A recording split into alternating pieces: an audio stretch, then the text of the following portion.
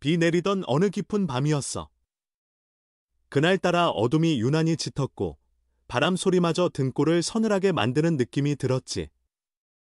나도 모르게 창밖을 내다보며 한숨을 쉬고 있던 참이었는데 갑자기 문을 두드리는 소리가 들리더라고. 이 시골 마을에서 그것도 늦은 밤에 찾아오는 사람은 거의 없으니 처음엔 좀 겁이 났어. 그래도 문소리가 계속 이어져서 할 수 없이 문을 살짝 열어봤지. 거기에 젖은 머리카락이 얼굴에 철썩 달라붙은 채로 떨고 있는 젊은 여성이 서 있었어. 제발 하룻밤만 묵게 해주세요. 하는 간절한 목소리가 지금도 선명하게 떠올라. 옷이 다 젖어버린 모습의 눈동자는 이미 기진맥진해 보였지. 이 집 주인은 나, 정원식이라는 늙은이야. 내 입장에선 낯선 젊은 여인을 밤중에 들인다는 게 쉬운 일은 아니었어. 하지만 집 안을 둘러봐도 딱히 도와줄 사람도 없고 내 마음속에 남아있는 무언의 연민 같은 게 자꾸만 날 부추겼어. 예전에 내 아들이 집 떠났을 때 그 녀석을 붙잡지 못했던 자책감이 늘 자리 잡고 있었거든. 그래서 결국 허락을 했지. 들어와요. 일단 옷부터 갈아입고 따뜻한 죽이라도 먹어요. 바깥에서는 바람이 창문 틈새를 세차게 파고들고 빗물 튀기는 소리가 시끄럽게 이어졌어. 내가 부엌에 남은 쌀로 죽을 끓이고 낡은 이부자리를 꺼내주고 마른 옷까지 건네주면서 새벽이 밝으면 떠나는 조건으로 하룻밤을 허락한 거야. 그때까지만 해도 솔직히 겁이 반, 걱정이 반이었어. 혹시 이상한 사람이면 어쩌나 하는 의심도 없지 않았지만 그 눈빛이 너무 절박해 보이니 내치기 어렵더라고. 젊은 여자는 이름을 말하지 않았어. 서울 어딘가를 전전하다가 그냥 이곳까지 오게 됐다곤 했지. 구체적인 사정을 길게 묻기도 뭐해서 그냥 죽을 내주고 얼른 쉬라고 했어. 그러고는 나도 아궁이 옆에 앉았는데 창밖에서 빗소리가 쉼없이 들리는 와중에 옛 생각들이 잔뜩 떠올랐어. 아내가 세상을 떠난 지도 꽤 지났고 아들은 수십 년 전 도시로 떠나 연락 한 번 없이 지냈지. 편지 한 장 없었어. 그때는 내 고집도 세고 아들과 다투다 보니 결국 서로 등을 돌려버렸어. 이 집, 외진데라 방문객도 거의 없고 정적만 가득했는데 갑자기 젊은 여인이 들어왔으니 마음이 복잡했지. 혹시라도 이 아이가 내 아들처럼 어디서 혼자 힘들어하다가 이렇게까지 몰린 건 아닐까 싶은 생각이 교차했어. 밤새 비가 유리창을 때리는 소리에 난 쉽사리 잠이 오지 않더라고. 옆방에 누워있을 그녀도 분명 편히 못 잤을 거야. 이 집이 낯설기도 하고 무슨 걱정이 깊은 것 같았거든. 그러다 새벽녘 해가 어슴풀에 비칠 때쯤 내가 가장 먼저 일어났어. 슬쩍 거실을 봤는데 어젯밤에 잠들어 있던 여자가 보이지 않아서 깜짝 놀랐지. 혹시 도망치듯 나간 건가 싶었어. 하지만 마당에 나가보니 웬걸 수도가 근처에서 수도꼭지 주변을 정리하고 있더라고. 그래서 물었지. 왜 이런 걸 하고 있어요?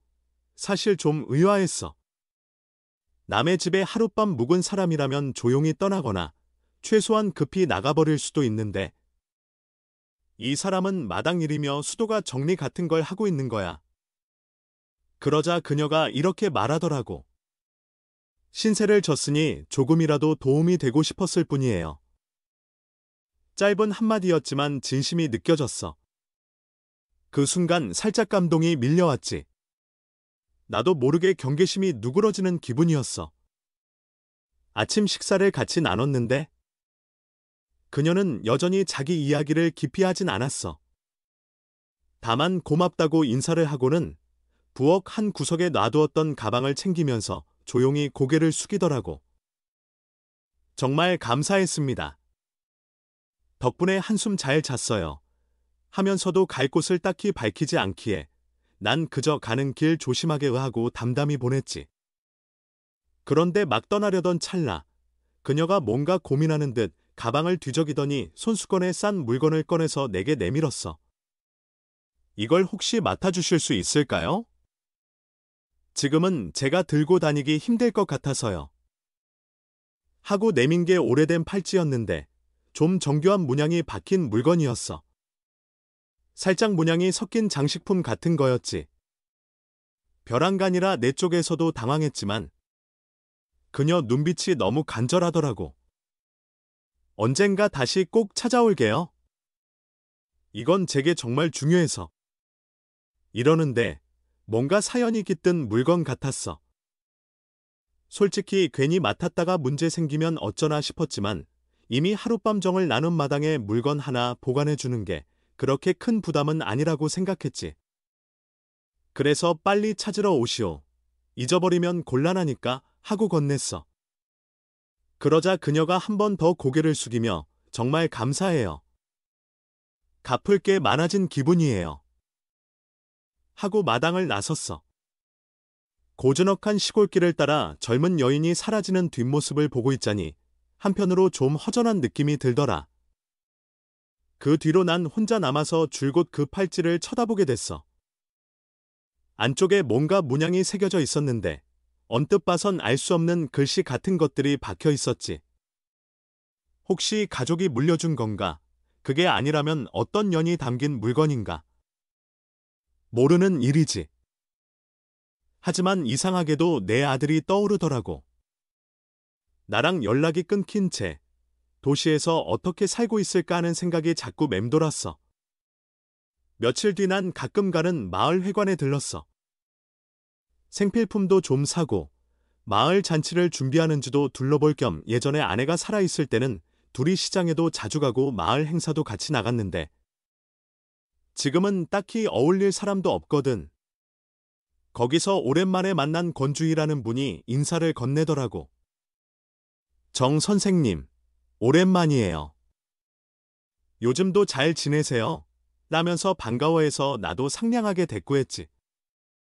그러다가 무심코 며칠 전에 낯선 여자가 우리 집에 묵고 간 이야기를 슬쩍 꺼냈어. 이름도 안 물었는데 하룻밤 지내다 가더라고요. 하고 말하니 권주혜 씨가 세상은 돌고 돌아서 고마운 일은 언젠간 돌아오기도 해요. 나중에 혹시 그분이 다시 오면 저도 한번 만나보고 싶네요. 라고 말해주더라고. 묘하게 위안이 됐지. 그 여인이 다시 찾아올까 하는 기대도 한편에 있었어. 그렇게 회관일을 끝내고 나오는데 벽 한편에 있는 마을 지도가 눈에 들어왔어. 서울로 가는 길, 시내로 이어지는 도로가 선명히 표시되어 있었지. 아들도 저 길을 통해 떠났을까? 저 여인도 그 길을 헤매다가 우리 집에 오게 된 걸까? 뭔가 아련한 감정이 올라왔어. 며칠을 조용히 보내다가 집 앞 텃밭을 정리하던 어느 날이었지. 좀처럼 들리지 않던 자동차 소리가 들리는 거야. 이 마을에 차가 들어오는 일은 극히 드문데 검은색 승용차 한 대가 우리 마당 앞에서 멈춰 서더니 안에서 깔끔한 정장을 입은 남자가 내리더라고. 실례합니다. 혹시 여기 사시는 정원식 어르신 맞으신가요? 라고 물어서 내가 대답했지. 예, 나요. 무슨 일이십니까? 알고 보니 그 남자는 기자였어. 이름이 최강석이라며 지역 신문사에서 일한다고 하더라고. 이 동네에서 오래 사신 분들의 이야기를 취재 중인데 혹시 인터뷰 가능할까요? 하는데 난 쑥스럽기도 하고 느닷없이 어떤 소문 때문에 찾아왔나 궁금하기도 했지. 그래도 마을 일을 위해서라면 싫지는 않아서 집에 들어와서 차라도 한잔 하라고 했어. 기자는 낡은 방을 둘러보며 오래된 사진이나 기억에 남는 일, 후회되는 순간 같은 걸 여쭤봐도 될까요? 하고 묻더라고. 그 말에 아들과의 불화 얘기가 생각났어. 허심탄회하게 다 털어놓기는 좀 그랬지만 그래도 한 번쯤 누군가에게 말하고 싶긴 했지. 가장 기억에 남는 건 아들이 도시로 떠나버린 일이요. 그 뒤로 소식이 끊겼고요. 서로에게 미안함이 컸지. 하고 조용히 얘기했어. 기자가 무거운 분위기를 감지하고 최근에 누군가 특별한 손님을 맞이하셨다거나 인연이 생긴 적 있으신가요? 하고 물어서 머뭇대다가 그 젊은 여성 이야기를 살짝 언급했지. 이름도 모르지만 하룻밤 묵고 갔는데 자꾸 신경이 쓰입니다. 하고 말하니 기자가 호기심을 보이며 그분이 혹 다시 온다면 어떤 말씀을 건네고 싶으세요? 하더라고. 그래서 그냥 솔직하게 말했어. 혼자 힘들어도 누군가에게 기댈 수 있다는 걸 잊지 말라고. 나도 도울 수 있으면 도울 테니까. 기자는 고개를 끄덕이며 메모를 적더니 좋은 말씀 감사합니다. 기사로 나가면 한부 보내드릴게요. 하고 떠났어. 난 사람이 찾아와 이야기를 들어준다는 게 묘하게 기분이 복잡하면서도 뭔가 위로가 되는 느낌이었지. 내 평범한 삶이 누군가에겐 기록할 만한 가치가 있나 싶기도 했고. 그리고 얼마 후 다시 집에서 나른하게 시간을 보내는데 누군가의 기침 소리가 문밖에서 들리는 거야. 가봤더니 그 젊은 여인이었어. 전보다 훨씬 수척해 보이더라고. 또 이렇게 와서 죄송해요. 갈 데가 없어서. 라고 말하는데 금방이라도 쓰러질 것처럼 얼굴이 창백했어. 난 군말 않고 부축해서 안으로 들어왔지. 혹시 그 팔찌를 찾으러 온 건가 물었는데 그녀는 고개를 흔들더라고. 아직 그걸 챙길 상황이 안 돼요. 몸이 너무 안 좋아서 잠시만 더 여기서 쉬어도 될까요? 라고 하는데 숨소리가 거칠었어. 그래서 또 죽을 끓여주고 방 한 칸을 내줬지. 이렇게까지 된 마당에 그냥 내칠 수 있나 싶어서. 그래서 정말 어디 많이 아픈 거 아니요? 하고 물었더니 그녀는 그냥 몸살 기운이 좀 있어요. 제대로 못 먹고 떠돌다 보니 하고 말끝을 흐렸어. 보니까 진짜 기력이 떨어져 보이더라고. 그래서 내가 멀리 못 갈 것 같으니 몸 회복될 때까지 여기 있으라고 했어. 예전에 아들이 아플 때도 이런 감정을 느낀 적이 있었던 것 같아. 혼자 아프면 서럽잖아. 특히 도시에서라면 더 그렇고. 그녀는 며칠간 우리 집에서 지내면서 이불 빨래도 하고 텃밭 가꾸는 것도 거들었어. 뭔가 자존심 있는 사람이라는 게 느껴졌지. 도움만 받고 싶지 않다는 마음이 보이는 거야. 서울에서 식당도 해봤고 편의점 알바도 했는데 정규직 자리를 잡기 쉽지 않다라고 하더라고. 그런 얘기를 듣다 보니 나도 괜히 가슴 한편이 먹먹했어. 예전에 내 아들도 일찌감치 집 나가 고생했을 텐데 내가 뭘 더 해주지 못했던 게 후회스럽기도 하고. 시간이 좀 지나 그녀가 몸이 많이 나아졌을 때였어. 어느 날 저녁 식사를 하다가 기자 최강석이 다시 들이닥친 거야. 숨이 가쁘게 들뜬 표정으로. 실례합니다. 정 선생님. 혹시 여기 계신 분 중에 이주민이라는 분이 계신가요? 이러는 거야. 이주민? 알고 보니 그 젊은 여성 이름이었어. 처음 듣는 이름이라 좀 놀랐지. 기자가 그러는데 도시에서 며칠 전 이주민이라는 사람에 대해 실종 신고가 접수됐다고 해. 가족이 아니라 지인인지 누가 신고를 넣었다고.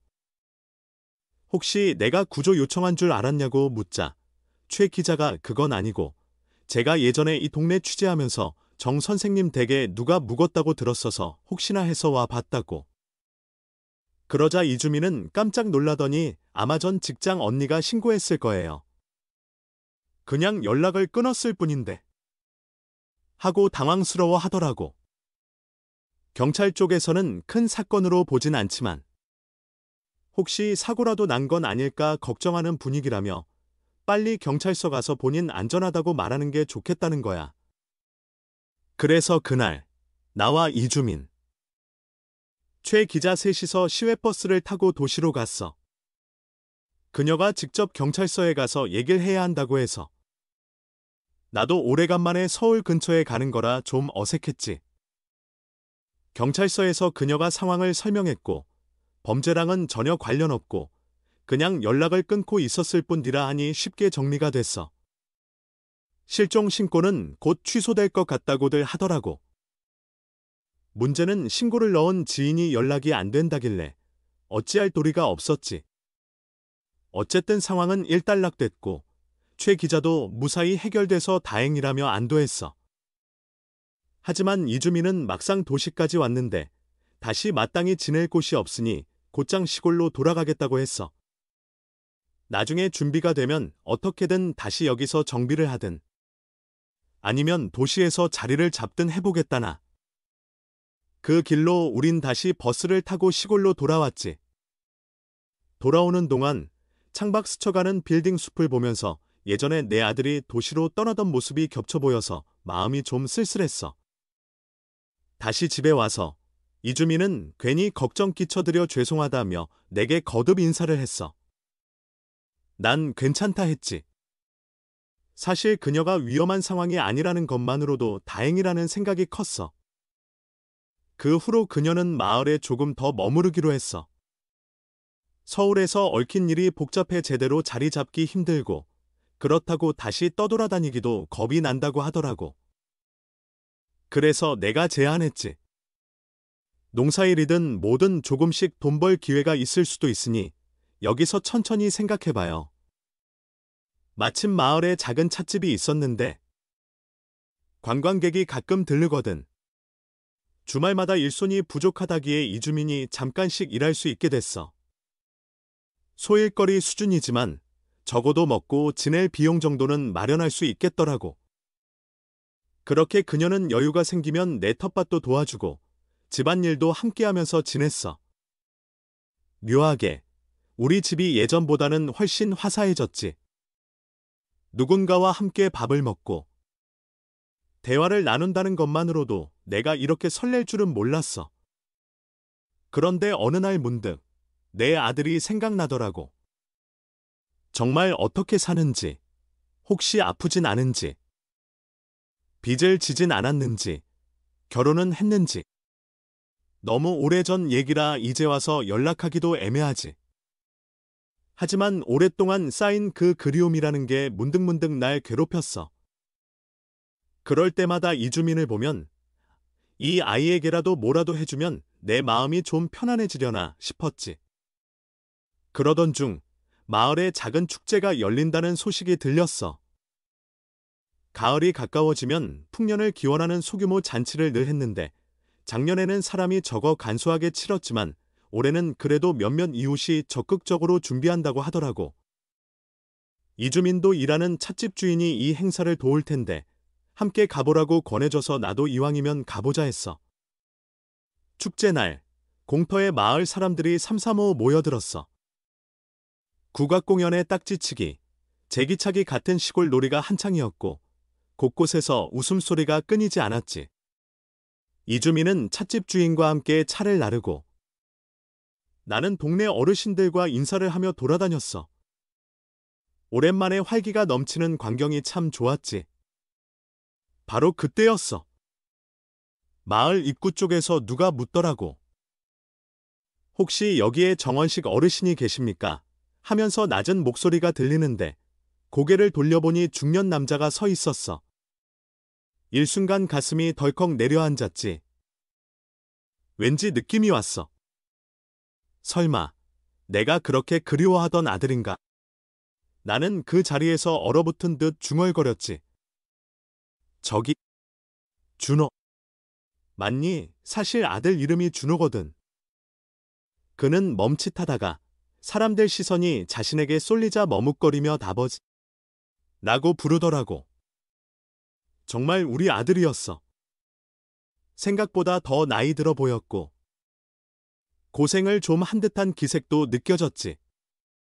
축제장은 왁자지껄했는데 우리 둘 주변만 정적이 감돈 것 같았어. 내가 떨리는 목소리로 그래. 네가 정말 준호니? 하고 묻자 그는 고개를 끄덕였어. 당황도 섞여 있었지.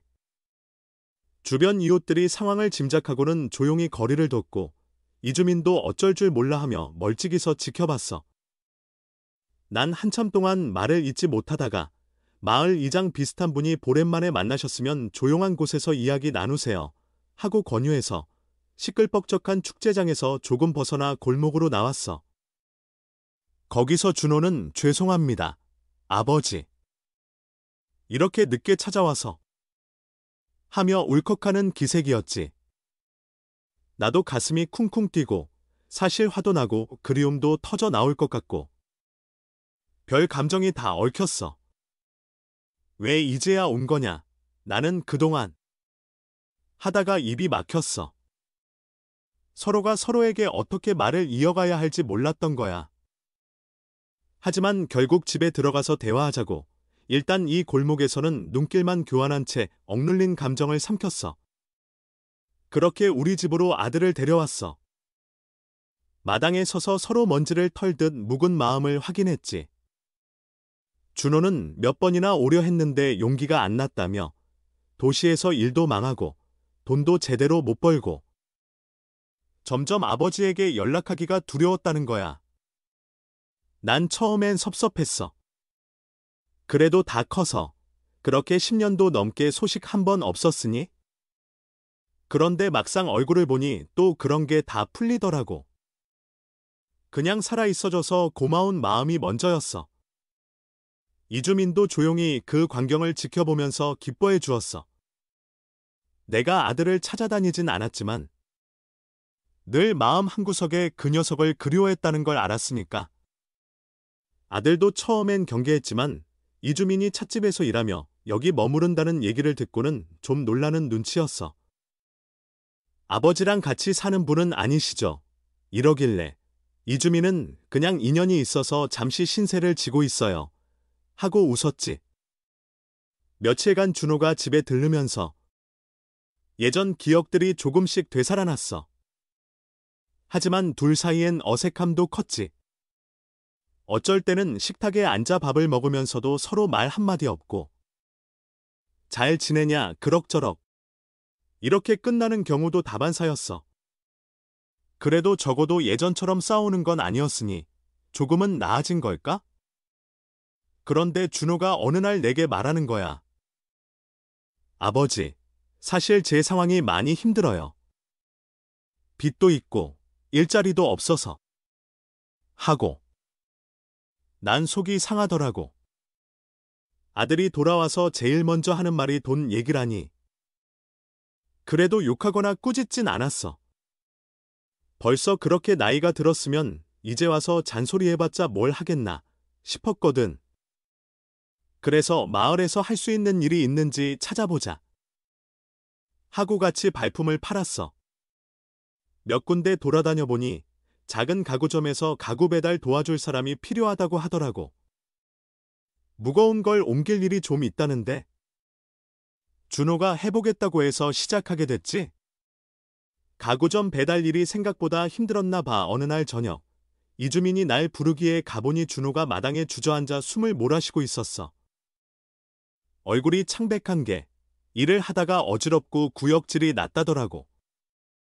너무 무리했는지 아니면 근심 걱정이 많아서 그런 건지. 그런 모습에 난 괜히 마음이 아팠어. 병원부터 가봐야 하는 거 아니냐 했더니 준호도 결국 다음날 병원에 갔지. 다행히 큰 이상은 없고 피로 누적에다 영양 상태가 좀 안 좋다고 했어. 의사는 너무 스트레스 받지 말고 컨디션 회복을 우선하라고 조언했지만 실제 생활은 그게 어디 쉬워. 돌아오는 버스 안에서 준호가 갑자기 아버지, 사실 저 도시에서 빚을 많이 졌습니다. 하고 털어놓더라고. 카드값에다 사채까지 조금 썼다나. 말 못할 사정이 있었던 거야. 그 얘기를 듣자 난 말문이 막혔어. 그래서 그렇게 몸까지 망가진 거냐? 거기서 막 화를 내거나 할 수도 없고 그저 어떻게든 도와야 하나 싶어 복잡했어. 난 재산이라고는 이 낡은 집과 텃밭 몇 평, 그리고 조금 모아둔 돈밖에 없어. 큰 돈을 빌려줄 형편도 아니야. 그렇다고 알아서 해라 하긴 또 가슴이 아프지. 버스가 시골 정류장에 도착해 집으로 걸어가면서 준호가 어머니 돌아가신 뒤로 어쩐지 세상이 허무해서 아무 대책 없이 살았어요. 아버지도 무섭고 나고 얘기했는데 그 말을 듣고 나도 묵묵히 걸으면서 손을 살짝 얹어줬어. 이제라도 같이 생각해보자. 내가 너를 완전히 내버려둘 순 없지 않냐? 그날 이후로 집 안 분위기가 한층 무거워졌어. 아들은 돈이 필요하고 나는 별 뾰족한 수가 없고 이주민은 어찌해볼 방도가 없고 가끔 준호와 내가 목소리를 높여 언쟁을 벌이기도 했어. 왜 진작 말 안 했냐? 아버지야말로 날 쳐내버렸잖아요. 이런 식으로 서로의 상처를 들추는 거야. 그럴 때면 이주민이 근처에서 뻘쭘하게 서 있다가 둘 다 진정하면 물을 건네주곤 했어. 서로 너무 화내지 마세요. 하고. 그러다가 어느 날이었지. 갑자기 내가 주머니에서 작은 보자기를 꺼냈어. 사실 예전에 조금씩 모아둔 돈이 있긴 했거든. 아들 놈이 결혼이라도 하게 되면 보태주려고 했는데 그 기회가 없었고 그냥 수십 년 쌓아둔 게 있었지. 이 정도 금액으론 빚 전부 못 막을 테지만 그래도 조금 보탤게. 했더니 준호가 울컥하더라고. 아버지. 정말 죄송해요. 이렇게까지 해주실 줄은 몰랐어요. 나중에 꼭 갚을게요 하고. 그 순간 이주민이 지켜보더니 자기도 저도 얼마 안 되지만 조금 보태고 싶어요. 하면서 깜짝 놀랄 말을 하는 거야. 준호가 처음엔 아니에요. 그렇게까지. 하고 거절했는데 이주민이 전 여기서 이미 너무 많은 도움을 받았어요. 그냥 지나치긴 싫어요. 하면서 눈을 반짝이는 거야. 나도 좀 놀랐어. 그래도 같이 사는 식구 같은 느낌이 들었다고 할까? 그래서 내심 함께 힘을 모으면 조금씩 해결할 수도 있지 않을까 하고 생각했어. 결국 세 사람이 탁자에 둘러앉아 우리가 가진 걸 조금씩 모아보자. 시간은 걸려도 빚을 천천히 갚고 준호가 일자리를 잡고 이주민은 찻집 일을 하며 돈 모으고 그 사이 내가 텃밭 농작물이나 옛날 배운 목공으로 뭘 만들어 팔 수도 있고 이렇게 방법을 찾았어. 사실 대단한 돈은 아니지만 마음이 통하니까 희망이 생기는 거야. 그날 밤 식사 때는 다들 좀 홀가분한 표정이었어. 뭔가 무거운 산을 마주했지만 적어도 혼자가 아니라 셋이 같이 맞서고 있다는 안도감이 느껴졌달까. 그 뒤로 준호는 마을 가구점 일을 계속하면서도 일이 끝나면 조금씩 새로운 일거리를 찾아보려고 했었어. 마침 옆 동네에 작은 목공방이 새로 생긴다는 소식이 들려서 준호가 그곳에 지원해보고 싶다고 하더라고. 어렸을 때 아버지인 나를 따라 목수 기술을 배우고 싶었던 꿈이 있었다나. 난 흔쾌히 해봐라. 나도 옛날에 배운 게 조금 있으니 도움이 될지 모르겠다 하고 응원했어. 결국 준호가 그 목공방 주인한테 면접을 보고 이력서도 써서 냈어. 주인은 성실히 배우겠다니 좋다고 하면서 일단 함께 일하자고 했지. 그러니 준호가 집에 와서 기쁜 얼굴로 아버지. 나 목공방에서 일하게 됐어요. 하는데 내가 어찌나 기쁘던지. 이주민도 박수를 치며 대단해요. 축하해요. 하고 좋아했어. 이런 날이 오긴 오는구나 싶었지. 그 사이 이주민은 서울에 다시 가야겠다고 했어. 할머니 유품이나 사진 같은 걸 정리해야 하고 예전에 쓰던 방도 처리해야 한다고. 가서 빠른 시일 안에 돌아올게요. 여기 일도 제가 계속해야 하니까요. 하더라고. 난 그래. 무리하지 말고 조심히 다녀오라고 했지. 마을 버스 정류장에서 그녀가 떠나가는 뒷모습을 준호와 함께 지켜보는데 예전에 비 맞은 옷차림으로 찾아왔던 장면이 스쳐 지나갔어. 참 세상 일은 알 수 없다는 생각이 들더라고. 그래도 우린 이젠 혼자가 아니었어. 준호도 목공방 일을 시작해 뭔가 의욕이 넘치는 모습이었지. 나도 가끔 텃밭일 하다가 네가 시간이 되면 내가 옛날에 쓴 공구들을 보여줄게 하고 말하곤 했어. 어느 날 밤, 막걸리를 둘이서 가볍게 기울이면서 예전 얘기를 나눴어. 아버지, 저 어릴 때 아버지가 만들어 주셨던 작은 나무 상자 되게 예뻤어요. 그거 보고 목수의 길이 멋있다 생각했어요. 하면서 준호가 웃는데 뭔가 뭉클하더라고. 뭐, 별건 아니었지. 하면서도 내 입가에도 미소가 번졌어. 그렇게 세월이 지나고 다시 봄이 찾아왔어.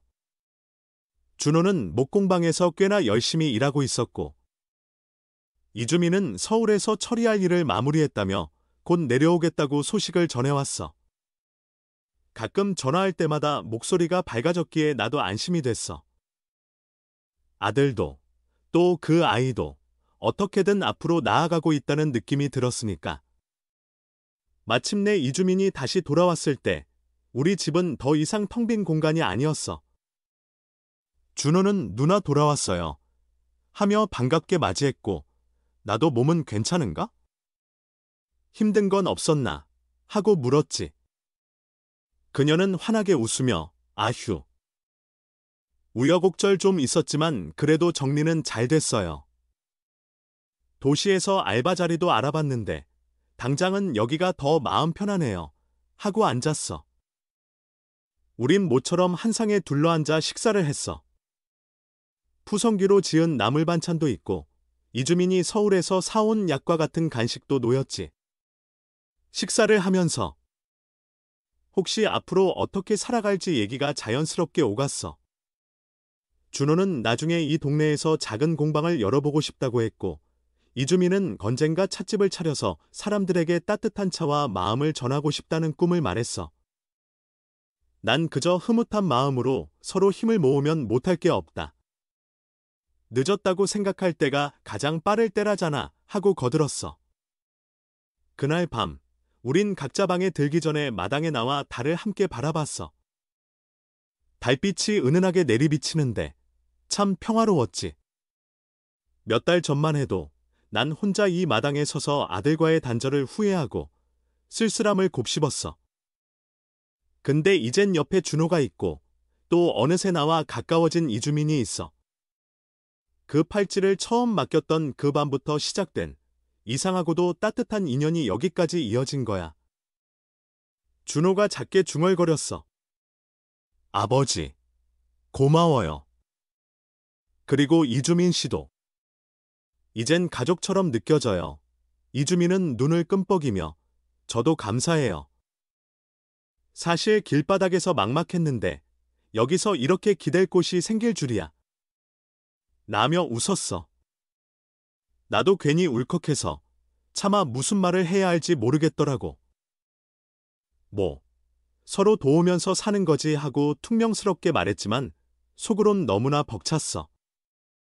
가난하고 힘들어도 우리가 셋이 함께 있으면 어떻게든 될 것 같은 기분이 들었어. 예전엔 아들이 떠났고 아내도 세상을 떠나서 혼자였지만 이제는 외로운 집이 아니란 말이지. 결코 거창한 미래는 아니어도 이 작은 시골집에서 세 사람이 삶을 나누고 소소하게 희망을 만들어가는 중이니까. 어찌 보면 대단한 이야기도 아니야. 하지만 내겐 뭐랄까, 다시 살아갈 용기를 주는 기적 같다고나 할까.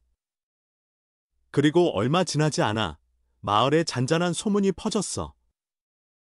가구점 어르신이 정 선생님 아들, 목공 참 잘하더라. 열심히 하니 앞으로 더 나아질 거다라면서 얘기를 하셨고 찻집 주인도 이주민이 손맛이 좋아서 손님들이 차 맛있다고 칭찬한다는 소리가 들렸지. 난 돌아오는 길에 참 사람 이름 몰라. 이렇게 좋은 소리가 날 때도 오는구나. 하고 중얼거렸어. 집에 들어오니 준호가 어느새 아궁이에 장작불을 지피고 있고 이주민은 간단한 창거리를 준비하고 있더라고. 아버지. 오늘도 고생 많으셨어요. 이런 소리까지 듣게 되다니 정말 세상이 많이 변한 거지. 난 괜히 목소리를 가다듬고 그래, 우리 이대로 쭉 지내보자고. 어떤 어려움이 있어도 예전처럼 서로 등을 돌리지 말고 하고 말했어. 이주민도 활짝 웃으며 고개를 끄덕였고 준호는 젖은 손을 옷에 슬쩍 닦으며 이젠 절대 아버지 곁에서 도망 안 갈게요. 했어. 난 가슴이 뭉클해져서 순간 말을 잇지 못했어. 결국 우린 세 사람이 하나의 작은 가족처럼 지내게 됐지. 물론 법적으로나 서류상으로 묶인 사이는 아니지만 마음이 이어져 있으면 그게 더 진짜 가족인 거잖아. 이 길고 길었던 악연의 단절을 씻어내고 새로운 동행을 시작한 거야. 지금까지 우리 이야기는 별것 아닐지도 몰라. 그냥 낯선 젊은 여자가 빗속에서 찾아오고 잃어버린 아들이 뜻밖의 순간에 돌아온 이야기. 하지만 내겐 이 모든 순간이 기적과 같았어. 세상엔 여전히 불공평하고 힘든 일들이 많지만 적어도 우리 세 사람만큼은 서로를 보듬으며 살아갈 수 있다는 희망을 보였으니까. 예전에 내가 그 팔찌를 맡았던 그날 밤부터 뭔가가 운명처럼 흐르고 있었던 게 아닐까 싶어. 언젠가 다시 찾으러 오겠다던 그녀의 말처럼 우리 모두가 인생에서 잃어버린 무언가를 다시 찾으려면 결국 누군가의 온정이 필요했던 거지. 나도 아들과 끊긴 인연을 이렇게나마 되살릴 기회를 얻었고 이주민도 자신만의 희망을 찾아갈 작은 발판을 마련했어. 내가 이 집에서 고독을 견디며 살던 시절엔 세상과 단절된 느낌이 심했어. 그런데 이제는 내가 도와줄 수 있는 사람도 있고 나를 떠나버린 줄 알았던 아들도 돌아왔고 서로 나누는 밥상이 꽤 든든해졌지. 물론 하루아침에 삶이 반짝반짝 빛나진 않아도 함께 있을 때 느껴지는 온기가 있다는 것만으로 충분해. 가끔 비가 오는 밤이면 처음에 그 여자가 떨면서 문 밖에 서 있던 기억이 떠올라. 그때 내가 만약 문을 열어주지 않았다면 이 모든 일도 없었을 거야. 인생에 있어서 선택의 순간이라는 게 얼마나 작은 계기에서 비롯되는지를 새삼 깨닫게 돼. 그렇게 보니 인간사는 참 모를 일이야. 어쩌다 엮인 인연이 이렇게나 큰 변화를 일으키게 되니까 말이야. 조만간 우린 작게나마 한 장 걸치며 축하하는 자리를 가질 거야.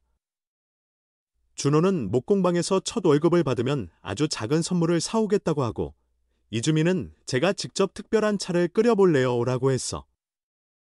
나야 뭐 그저 마당에서 키운 채소랑 달걀로 맛있는 반찬을 만들면 되겠지. 생각만 해도 입가에 웃음이 번져.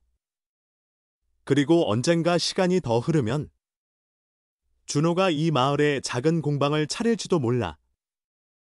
이주민은 또 다른 찻집을 열 수도 있고 난 그저 텃밭 돌보며 손님 맞이하면 되고 만약 아들이나 이주민이 도시로 나가면 그때 또 다른 길이 열릴 수도 있지. 아무튼 지금 이 순간은 서로에게 해줄 수 있는 최선의 배려와 애정을 나누고 있다는 게 중요해. 어쩌면 세상에서 가장 큰 위로와 기적은 이렇게 함께한다는 사실을 깨닫는 게 아닐까 싶어. 나는 이제 외롭지 않아. 아들도, 이주민도, 그리고 나 자신도 다시 출발할 용기를 얻었으니까. 억울한 운명이나 갈등이 완전히 사라진 건 아니지만 이제는 그걸 직면할 힘이 생겼어. 이렇게 말하고 나니 처음에 내가 겪었던 외로움과 분노, 아들이 느낀 상실, 이주민이 품었던 절박함이 어느 정도 해소된 것 같아. 물론 삶에는 여전히 우여곡절이 있겠지. 그래도 세 사람이 같이 걸으면 넘어져도 손 잡아줄 수 있고 눈물 흘려도 달래줄 수 있고 밥 한 끼라도 나눌 수 있잖아. 그게 진짜 가족 같은 모습이라고 생각해. 어두운 밤거리에서 젊은 여인을 거둬들인 일은 날선 선택의 순간이 아니라 그냥 자연스러운 연민이었어. 그런데 그 선택이 결국 내 삶을 이토록 바꿔놓았지. 사람한테, 인연한테 마음을 열면 언젠가 그 온기가 돌고 돌아 다시 내게 되돌아온다는 걸? 이제야 비로소 알게 됐어. 지금도 가끔 새벽에 깨어나면 문득 긴 세월 혼자 지낸 습관 때문에 마음이 쓸쓸해질 때가 있어. 그럴 때 마당을 나가보면 텃밭 쪽에서 새벽 공기에 코끝이 시큰해지다가 어느새 부엌 불빛이 새어 나올 때가 있어. 이주민이 일찍 일어나 찬물을 끓이고 있을 수도 있고, 아니면 준호가 일찍 출근하려고 서두르고 있을 수도 있지. 그걸 보면서 이 집에 이제 나만 있는 게 아니구나 하고 미소를 지어. 이 이야기가 전부야. 별 대단한 결론 같은 건 없어. 그래도 한 가지 확실한 건 불공평해 보이는 세상 속에서도 누군가를 외면하지 않고 손을 내민다면 그런 작은 행동들이 결국 서로를 구원할 수 있다는 사실이야. 나 역시 똑같아. 내가 누군가를 돕는 동시에 나도 도움을 받고 있거든. 이게 어쩌면 우리 셋이 마주한 작은 기적일 테지? 바라건대 앞으로 또 어렵고 힘든 일이 닥치더라도 예전처럼 등을 돌리거나 도망치지 않을 거야. 그게 내가 배운 가장 소중한 교훈이거든. 세상은 여전히 거칠겠지만 가끔 서로를 안아줄 수 있는 따뜻함이 있다면 살만하지 않아? 우리는 그렇게 믿으며 새로운 내일을 향해 한 발씩 나아가기로 했어. 그래서 난 이제 또 하루를 시작해. 아침이면 텃밭에 물 주고 닭 모이를 챙기고 이주민이랑 간단히 차를 나눈 뒤 준호의 목공방을 한번 들러볼 수도 있지. 그럼 그 아이가 서투른 손놀림으로 나무를 깎으며 아버지, 이거 어때요? 묻겠지. 난 고개를 끄덕이며 좋은데? 여기 각만 좀 더 다듬으면 좋겠네. 하면서 허어 웃을 거고. 이주민은 틈나는 대로 도시와 시골을 오가며 무언가를 배우고 좋아하는 차 문화를 연구하게 될 거야. 그리고 그건 우리에게 또 다른 즐거움이 될 테고. 이렇게 평범해 보이지만 평범하지 않은 날들이 계속 이어지겠지. 우린 서로가 서로에게 생긴 이유를 잊지 않고 마음을 나누면서 살아갈 거야. 결국 인생이라는 게 그런 것 같아. 겪어보니 가장 큰 감사는 늘 사소한 순간에 숨어 있어. 누군가에게 웃어주고, 누군가가 내게 기대고, 내가 비를 피할 공간을 내어주고, 다시 그 사람이 날 도와주고. 그렇게 반복되는 작은 기적 속에서 우리가 살아가는 거지. 그 젊은 여자가 내 문을 두드렸을 때, 내가 외면했다면 이 모든 건 불가능했을 테고, 지금의 아들도 이 마당으로 돌아오지 않았을 수도 있어. 하지만 결국엔 그렇게 서로를 마주 보게 됐고, 덕분에 우리의 인생도 새로워졌어. 어떤 대단한 기적이 아니라 사실은 사람 사는데 가장 기본이 되는 따뜻함에서 시작된 거지. 그러니 이건 아마도 작은 시작일 거야. 인생의 후반이든 중반이든 우리 모두 이곳에서 다시 숨을 고르고 미래를 이야기할 수 있게 됐으니까. 나중에 혹시나 시간이 더 흘러서 우리 집에 다시 낯선 손님이 찾아오게 되면 어떻게 해야 할까? 아마도 나는 그 손님을 또 반가이 맞겠지. 들어오세요. 비가 오던 바람이 부던 뭐가 되었든 간에 우선 안으로 들어가서 따뜻한 차 한 잔 마시고 갑시다 하고. 그때 내 곁엔 준호와 이주민이 있을 거고 우린 서로 눈인사를 하며 싱긋 웃겠지. 그리고 그 손님에게도 같은 메시지를 전해줄 거야. 인생이란 혼자서 너무 멀리 가버릴 필요가 없고 돌아보면 누군가 곁에 있을 수 있다고. 이게 바로 내가 간직하고 싶은 결론이야. 왜냐면 그게 내가 직접 겪고 몸소 배운 삶의 교훈이거든. 하나 확실하게 말할 수 있어. 외롭고 억울하고 힘들던 시간도 결국 이웃과 사람에게 마음을 열면 회복될 수 있다는 거, 그걸 깨달았다는 것만으로도 나는 이제 세상을 좀 더 긍정적인 눈으로 바라볼 수 있을 것 같아. 그렇다고 마냥 낭만적이기만 한 건 아니지만 적어도 이전처럼 막막하지는 않으니까 말이야. 그렇게 지금 난 이 집의 작은 마루 끝에서 장작불을 바라보며 중얼거린다. 준호와 이주민, 그리고 나 셋이서 어떻게 살아갈지는 아무도 모른다. 하지만 적어도 우린 서로에게 닿은 온기로 내일을 맞이할 준비가 되어 있다. 바람에 달그락거리는 창문 너머로 아직은 차가운 밤 공기가 스며드는데도 마음 한구석은 참 따뜻해. 바깥 세상이 아무리 험해도 이 집 안에는 배려와 연대, 그리고 사랑이라고 부를 수도 있는 무언가가 자라고 있으니까. 결국 사람 사는데 가장 중요한 건 아주 단순한 진실이더라고. 혼자가 아니면 넘어져도 손 내밀 수 있다. 바로 그거지.